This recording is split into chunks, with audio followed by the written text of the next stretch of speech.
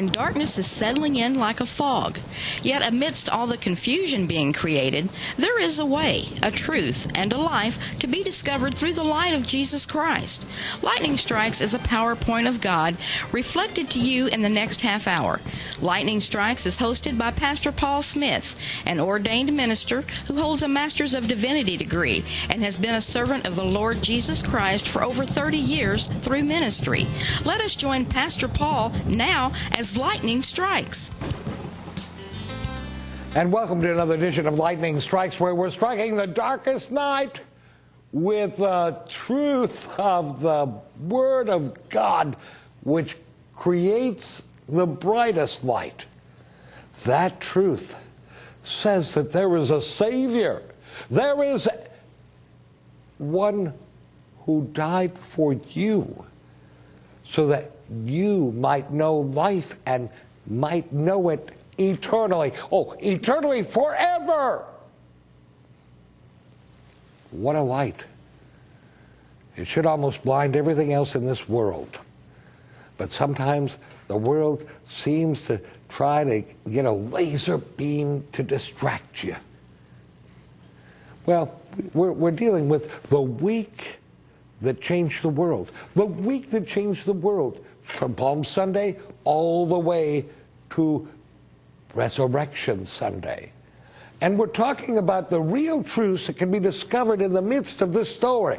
Because I really believe when we get into that holy week, the holy of holiest weeks, I really believe we really just gloss over the story and hit the highlights, and we don't really see the truth that we need to know to live in this day of disobedience, of conflict, of discontent, as victorious Christians. Are you a victorious Christian, or are you a sleeping Christian, asleep at the wheel? Oh, maybe too preoccupied by everything the world tries to dish out to you, trying to make choices. Oh, I don't even know what color, I don't know what food I'm going to eat, I don't know. Is that just to distract you? To keep you away from the real truth? I mean, Jesus said, I'm in agony here. I'm going to have to follow through on what God wants me to do. I've known it since the day that I accepted it, as God revealed it. When I was baptized by John the Baptist, even though he didn't want to do it, the heavens opened up and Jesus heard the words from the heavens, "This is my beloved Son,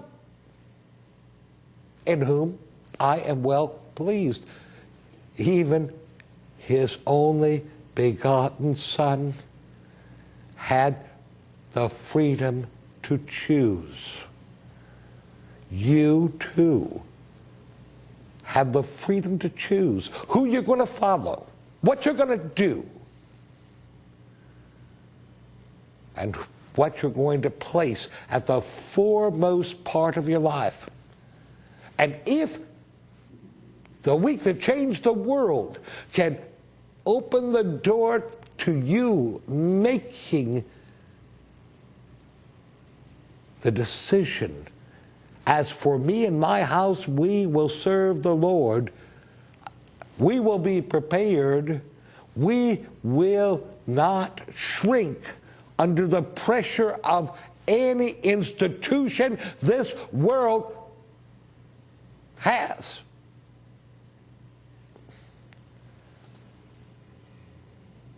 Where we stopped in the week that changed the world, we stopped where the disciples, not once, not twice, but 3 times, were attempted to be woken. Well, the 3rd time, Jesus found them sleeping after he had asked them twice to pray with him, intercede with him, be a prayer partner with him, because he was going through great turmoil. He knew the outcome of it. He knew what he was born into this world to do. to be the unblemished sheep, lamb, the sacrificial lamb. This is happening around, again, Passover. And what do they do the first day of Passover? The sacrificial lambs are killed. Their blood sprinkled on the altar in the temple. Jesus now is in the midst of Passover, and he has been told by his Father that his clear-cut direction was to be a sacrificial lamb. He knew it. But yet his disciples didn't believe it.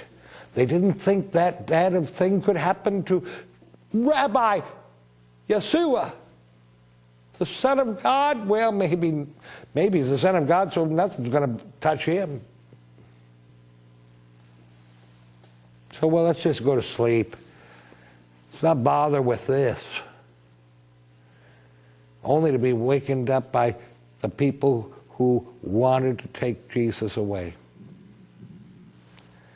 That's where we really ended up. We ended up, the disciples going to sleep, being woke up by the crowds who had come into the place of prayer. They weren't asleep, were they? While he was still speaking, 47, Matthew 26:47, while he was still speaking, Judas, one of the 12, arrived. With him was a large crowd armed with swords and clubs, sent from the chief priest. Were they sleeping? No. Very much awake. And now the betrayer had arranged a signal with them. The one I kiss is the man. Arrest him. Kiss? I thought a kiss is but a kiss. Not a death sentence. The one I kiss is the man. Arrest him. Going at once to Jesus, Judas said, "Greetings, Rabbi," and kissed him. Usually that greeting was a kiss on the cheek. And Jesus replied, "Do what you came for, friend." Then the men stepped forward, seized Jesus, arrested him, and with that, one of Jesus' companions reached for a sword. He drew it out. He struck the servant of the high priest, cutting off his ear. And Luke says, wait a minute, that's not the rest of the story. Matthew left one thing out. Luke was always concerned about these healings because Luke was a physician. Not only did Jesus stop the disciples with swords in hand, but he healed that ear of the high priest's guard by touching it and restoring it. So 52 says, "Put your sword back into its place." Jesus said to him, "For all who draw the sword will die by the sword." In other words, don't you know, it's not going to work. All who draw the sword will die by the sword. Do you think I cannot call on my Father and he will at once put at my disposal more than 12 legions of angels? One legion is 60,000. This many would be, or 6,000. This would be 72,000 men, angels, 72,000 angels. Do you think I cannot call on my Father and he will at once put at my disposal more than 12 legions of angels? But how then would the scriptures be fulfilled that say it must happen in this way during this time? Well, probably because, hey, nobody would understand it any other time, but it was the Feast of Passover, wasn't it? And Jesus was to be the sacrificial lamb. Not just for those people who were there to arrest him, but he was to be the sacrificial lamb for you and for me. It's the only way we could be forgiven. There was a high price to be paid because he wasn't only the Son of God, he was the Son of Man, came forth through Mary, had human bones, had human flesh, had human blood, and he was going to go through a passion that no one else could understand. And even I have trouble holding on to it. But we're going to go through it together so we know what he did so that we might be free. And hey, don't fall asleep on this one. We'll be right back. We will return to more of Lightning Strikes in just a flash. Pastor Paul believes he has been given a mission twofold. The first is to reach into the body of Christ with the charge to seek first to reflect the light of Christ to a world walking in confusion and fear. The call is not just to ministers, shepherds, teachers, or even musicians. In order for the light to expose the might of God's love in the midst of darkness, it must be reflected by every believer. Nothing should deflect your reflection. Such is a call to Christians daily to clean off anything that dims the reflection. The second part of the mission is to reach out to those who have never encountered the light of the world, Jesus Christ. Lightning Strikes has a website, www.lightningstrykes.org, where you can get information to share a prayer concern and be certain that prayer warriors will agree for God's answer. We also are seeking any financial support God leads you to send to empower this ministry. Our appreciation is with all who have and will help with our financial support. To assist you in your giving, there is a secure donation area on our website. Thank you for your consideration. Now, here again is Pastor Paul Smith. There have been many jokes about going to sleep in church. But I don't know whether this is a joke or not. The disciples going to sleep as Jesus in anguish prays. Is it just a note on humanity that nothing too much has changed? I don't know. That will be up to you to decide. So he says in 55, that's where we're at, Matthew 26:55. Am I leading a rebellion that you have come out with swords and clubs to capture me? Every day I sat in the temple courts teaching, and you did not arrest me. But this has all taken place that the writings of the prophets might be fulfilled. Then all the disciples did what? Said, glory, hallelujah, praise the Lord? No. All the disciples deserted him and fled. You know, I think one of the human dilemmas that we have today is that most people are scared to death of death itself and don't respect God the same way they fear dying. Then all the disciples deserted him and fled. They didn't only fall asleep, they just went away. They followed him for 3 years. They saw miracles they couldn't deny. They saw times in which he did things that was undeniably unable to be done by anybody else. He tried to tell them that he had to go to Jerusalem, but you know what? When those big boys from the temple came, I guess they just scared him to death.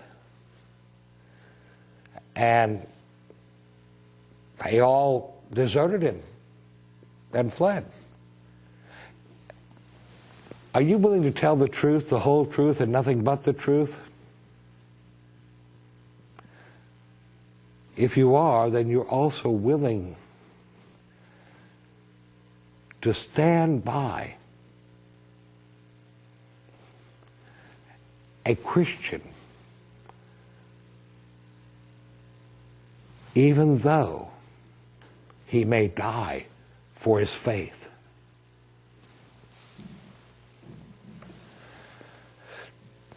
Will you desert Jesus when times get tough? Do you desert Jesus when he doesn't come through? It's when you pray, oh Lord, help me meet this bill, and the bill isn't met. Okay, Jesus, I'm gone. I'm out of here. I find a way myself. You only half-heartedly trust in Jesus, only to get. Jesus isn't Santa Claus. May have had a beard, but it wasn't white. And may have a list, and he wasn't, and checking it twice, but he's not just someone who's out there to grant your 3 wishes or 25. He's a Savior. And now he's being arrested by the temple guard. Roman centurions, too, accompanying them. And what do his disciples do? They desert him and fled. This all happened Thursday night. What will you do?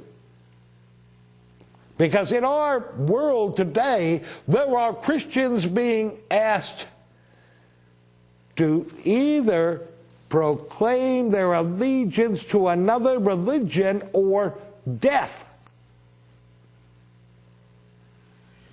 Many of them have said Jesus.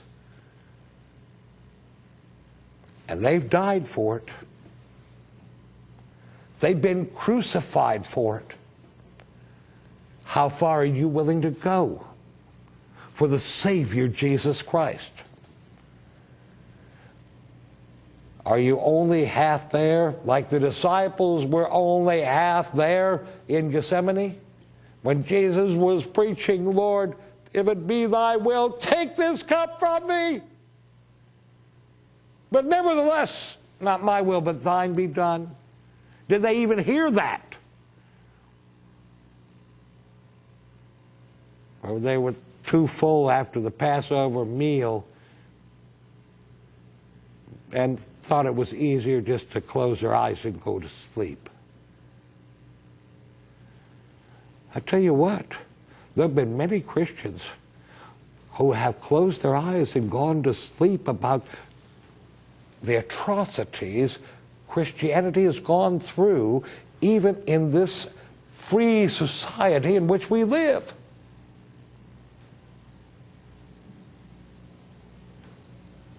I don't know. Should I just wake you up when it's over? Third time, Jesus said the disciples were asleep. He walked by them. Am I just wasting my time? Coming and doing a program so that it would reach out into the community? Does it wake you up? Are you ready to stand firm or run for your life?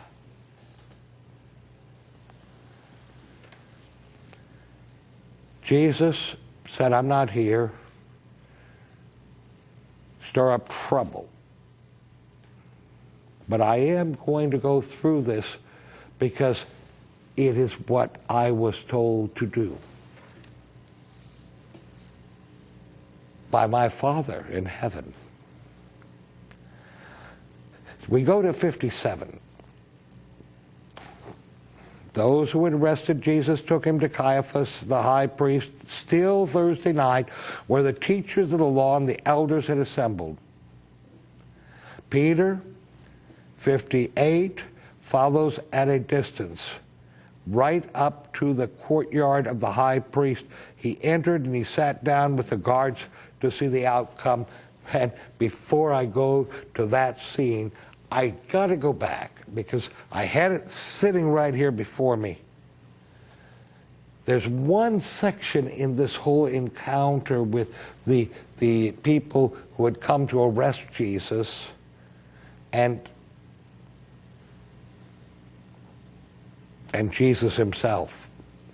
It's found in Mark. Now remember, Mark was a young man at this time. He was very young, maybe preteen. Mark writes, and this is the only place we find it in the Bible. So we know it's probably from Mark's own experience.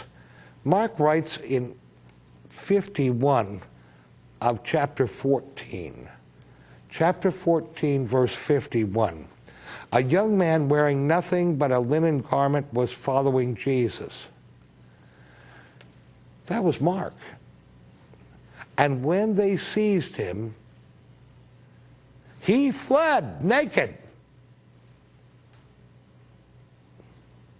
leaving the garment behind. Now, we might say, tongue-in-cheek, a little bit of chuckling. He was the first streaker, but that's not really what really this passage is saying. He was so awed by everything that was going on, he ran too. And he didn't wait to find out whether he was fully clothed when he ran. He ran, leaving his garment behind. He was so scared. He was watching from a distance. And many of you Christians are watching from a distance at what's happening in the world. When it approaches you face to face, what will you do? Well, you, like this young man that Mark is talking about, which I believe is himself, run so fast you lose your clothing?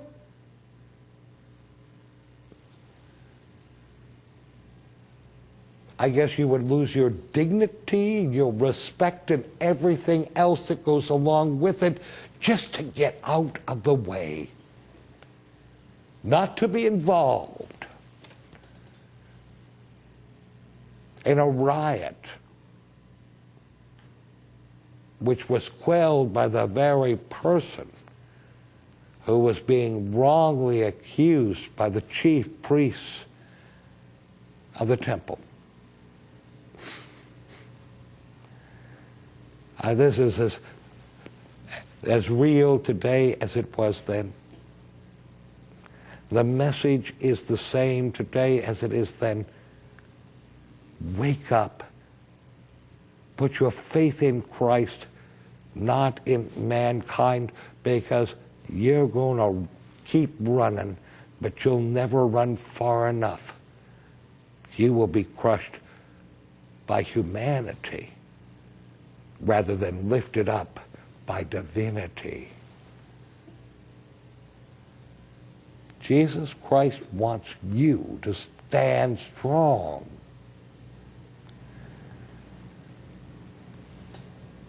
He had to make his own decision to do so that you might be free. How does that fare out? The one who died for you, who went through all of the trials, the 6 trials, and then was whipped and scourged before nailed to a cross, stops the very riot. Says, I'm not out after anybody, but I will do what it takes me to do my Father's will. How about you? Do I need to go out and get a package of no-dos for Christians? I think it's probably found in this book. Do I need to give you hope and faith and belief that it's not the end of the world, but the beginning of a new covenant with God Almighty? Mark ran so fast he lost his clothing, his dignity, his respect. Are you running to? Are you running from Jesus rather than to Jesus? Then how can you stand on your own? Standing on your own is an impossibility. Jesus wanted his own friends to pray with him, but they fell asleep. So I'm going to tell you what, even though your friends are well-intended, they're not going to get you through it. You need a Savior. You need a friend. You need Jesus Christ in the midst of your life. Because without him, you're going to be doing cross-country running. I don't want to see that for you. And I'm sure you don't want to see it for yourself. It's the very reason I'm sitting before this camera right now, today. And I hope you who have ears have let them hear. This has been Lightning Strikes with Pastor Paul Smith. It is our prayer that you witness the reality of the light of the world, Jesus Christ. If such a sight empowers your spirit to act as a reflector of this light, to replace fear with confidence of God's love, we ask you to accept this light of the world as your personal Savior and guide through the darkest night. Ask God to forgive you and in turn accept Jesus Christ, His Son, as your Savior. Repeat this prayer with me. Jesus, I come just as I am. Forgive the dark shadows I have hidden in, and strike me with the light that is eternal. I accept you as my personal Savior, and ask you to enable me to shine this light in this world to others until we meet face to face. Amen. If you prayed that prayer, contact us at Lightning Strikes. You can email us at pmsmith@lightningstrikes.org. You are also welcome to send text messages to Pastor Paul at 319-520-8195. You can write to us at Lightning Strikes, number 3, Robin Hill Drive, Hamilton, Illinois, 62341. Or you may speak to Pastor Paul personally by calling his office at 217-847-3091. Thank you for being here this time, and we look forward to you being here next time. Please remember, let His light shine through you.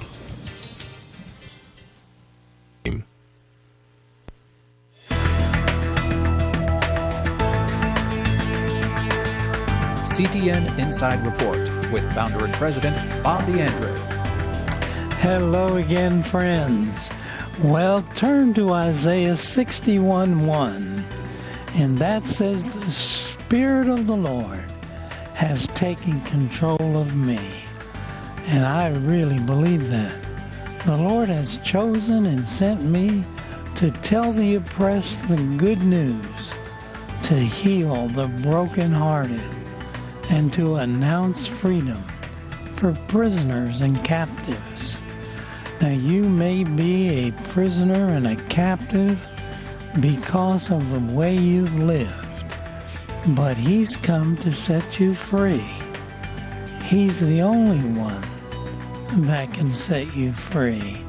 The Spirit of the Lord. Oh, it is so wonderful.